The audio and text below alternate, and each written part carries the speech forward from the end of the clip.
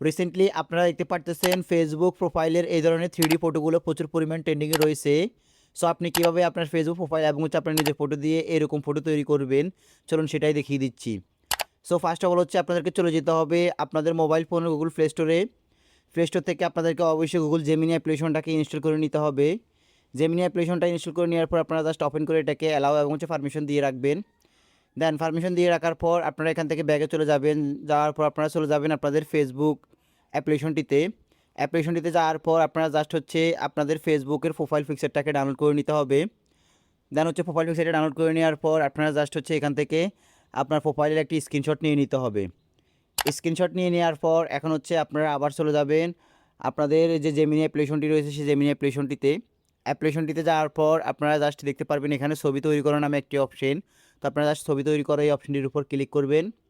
That's why click করার পর নিচ থেকে আপনারা প্লাস আইকনটির উপর ক্লিক করে দেন এখানে গ্যালারিটাকে সিলেক্ট করবেন। গ্যালারিটাকে সিলেক্ট করার পর এখন হচ্ছে আপনারা যে স্ক্রিনশটটা এবং যে প্রোফাইল পিকচারটা নিয়েছেন সেই স্ক্রিনশটটা এবং প্রোফাইল পিকচারটা এখানে আপলোড করে দিবেন।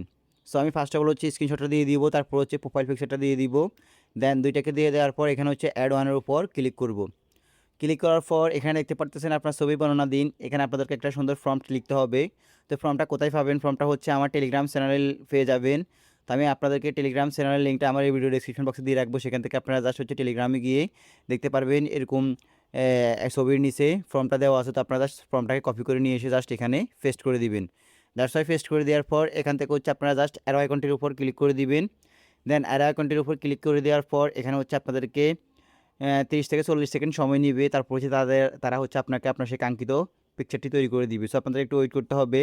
অলরাইট গাইজ, দেখতে পারতেছেন আমার কিন্তু সে কাঙ্ক্ষিত পিকচারটি তারা তৈরি করে দিয়েছে। দেখতে পারতেছেন অসাধারণভাবে তৈরি করে দিয়েছে। সো এখন হচ্ছে এটাকে আমি সেভ করার জন্য নিচে সেভ করে নিই অপশনটির উপর ক্লিক করে দেন হচ্ছে এটাকে সেভ করে নিব। দেখতে পারতেছেন অসাধারণ একটা কিন্তু প্রোফাইল তৈরি করে দিয়েছে তারা আমাদেরকে। সো এভাবে হচ্ছে আপনারা আপনাদের ইচ্ছা মতো এটাকে তৈরি করে নেবেন।